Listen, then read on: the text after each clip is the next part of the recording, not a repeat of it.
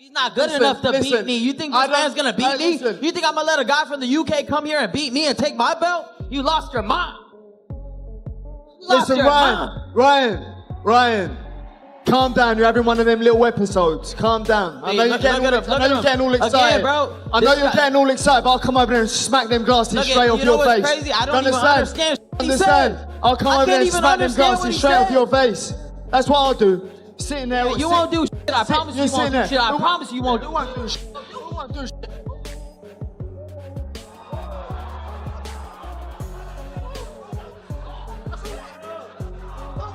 Who won't do shit? Who won't do shit? Who won't do shit? Who won't do shit? Yeah, who won't do shit? Who won't do shit? Yeah, cool. Wait till I smack you up. Bro. Wait till I smack you up and make you quit. Wait till I smack you up and make you quit. Yeah, why? Make you quit. Hey, you won't make it a fight. Your dad knows you won't make it a fight. Proven. You quit. You won't make it a fight. You quit. You have no heart. All right, You're bitch. not Mexican, I bro. I'll beat you the You're not Mexican, bro. You ain't got the heart. Make it a bet. Yo tengo huevos más grandes que tú, cabrón. So make it a bet. Me la pelas, pendejo. Me la pelas. So make it a bet. ¿Qué vas a hacer? ¿Qué vas a hacer?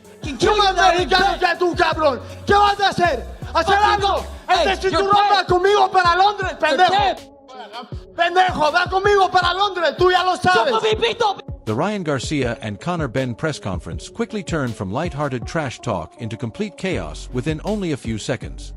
It don't really make no difference to me what he does. Ultimately, I can't wait to put my fist up through his head, through his skull, September 12th. That's it. He can talk and throw his toys out the pram and have his little flare-ups, his tantrum things that he does.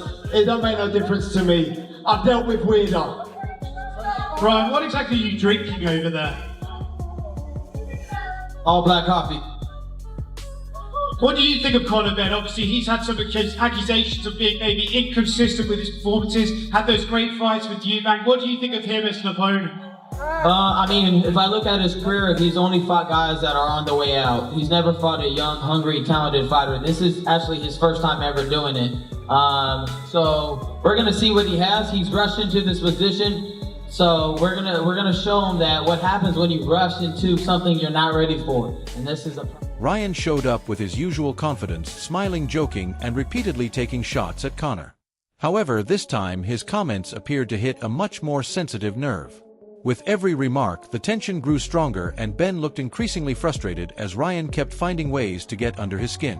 No, I mean, listen, I take it with a pinch of salt. I couldn't care less what he says. No, I mean, it really don't bother me. He talks a lot of talk. But ultimately, he's getting that title, claiming that #1 spot. He says this has been rushed. It's been 10 years in the making. You know, he got his ass handed to him by Rolly, and then magically he got a world title shot. I'm coming off the back of Fight of the Year up at middleweight. Avenging my loss. He almost got beat up by Regis Progress. His face was squished by Regis Progress. That is 30 years old. If I let this man beat me, he's having another tantrum. This is what he does, he has another tantrum. Keep talking, bro. Like I said, you're gonna get knocked out under 5. You're gonna get knocked out under 5. He got WBC world title shot. Hey, Turkey, and I'm here to take it off him. That's it. And that's what I'm here to do. Hey, Turkey, thank you for this opportunity. I'm gonna knock him out 5 and below. A shout out Turkey. Shout out. Then Ryan took things even further, and suddenly Conor was no longer interested in staying behind the microphone. Benn moved toward Garcia on the stage, looking like he wanted to settle the argument right there as the entire atmosphere changed in an instant. About that? No, I mean, listen, he's like a big child. He's like a spoiled brat. Throws his toys out of the pram on social media, throwing little tantrums. I'm not really too concerned about this little influencer to my right. He ain't a fighter.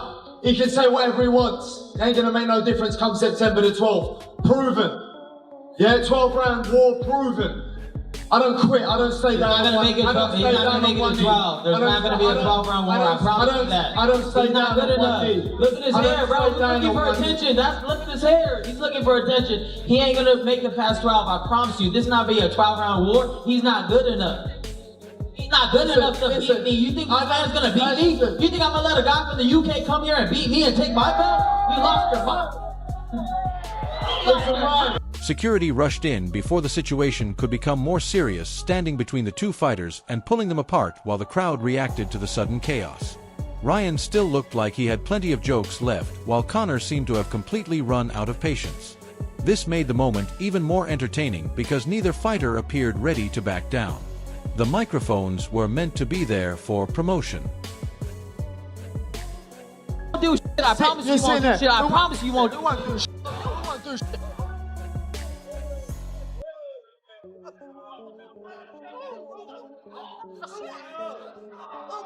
Who won't do shit? Who won't do shit? Who won't do shit? Who won't do shit? Yeah, who won't do shit?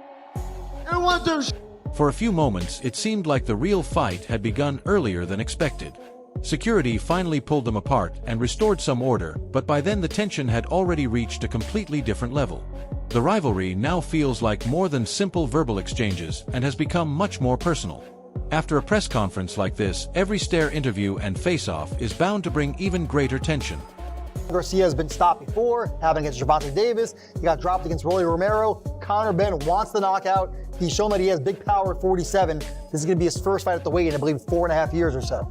To me, that's actually news, Gabe, because not everyone trains for the knockout, right? Yeah. You hear a lot of fighters say, hey, I'm going to train to beat him. If the knockout comes, it comes. What does this mean to you? I think this is the way he can win the fight, is by knockout. I don't think he can win the fight on points with Ryan. So it's smart if that's what he's aiming for, but it's going to be really tough. Him coming down from 60 to 147. That's scary. I mean, you might lose that power. You know, that's what happens most of the time. The drama from the Ryan Garcia and Conor Benn press conference flows directly into the Ring Magazine panel, where the jokes and confrontation lead to one major question: can Conor really stop Ryan Garcia? Mike Coppinger starts with an important point, saying Benn is training with a knockout specifically in mind, and that immediately changes how this matchup is viewed. Gabe Rosado agrees that Conor's knockout power could be his best chance, because defeating Ryan on the scorecards may be a much harder. Take that out of Conor's hands by knocking him unconscious, where he's going to have to show that he has dog in him, that Conor Benn is calling out, saying you don't have that in him. He's going to have to show at some point that, no, I got that. He emphasized that on the interview, like, look, listen, you are great, you are tough, but I watch you stop. I watch another fighter make you stop, and then when you think about that, I'm like, damn. That makes a good point. He did make a good point, but to Ryan's credit, he did get off the canvas against a gold medalist and Luke Campbell and score a knockout. So I think he deserves that credit. No, I'm talking about dogs. I'm talking about you unleash the collar and you put him in there with a dog. Luke ain't no dog. He's a good fighter, he ain't no dog, though. Conor Benn's that's a dog, ain't no? That's a pretty good bark. Then Max Kellerman raises the weight issue and introduces another important question.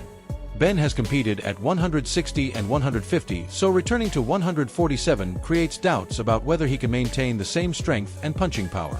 Kellerman brings up Roy Jones Jr. as a warning, while Rosado notes that Benn looked noticeably bigger and stronger at the heavier weights. That is where the matchup becomes interesting, because Conor can apply serious pressure, but Ryan is unlikely to stand still and simply wait for it. Well, you bulking up to fight Eubank. You're bulking up. You're lifting weights. You getting husky, and now you got to take away all that muscle. That's why I feel like I don't know if that power's gonna be there. Right, he was a big, strong, but I don't know. Conor Benn, if you go back, was a big, strong, power-punching welterweight who, because of the family rivalry with the Eubanks, moved up to fight a bigger man. But once he moved up, it's like when Roy went to heavyweight. It's a great example. Kellerman highlights Garcia's strong boxing skills, while the panel also points to Ryan's body shots as a possible advantage against an opponent facing a tough weight cut.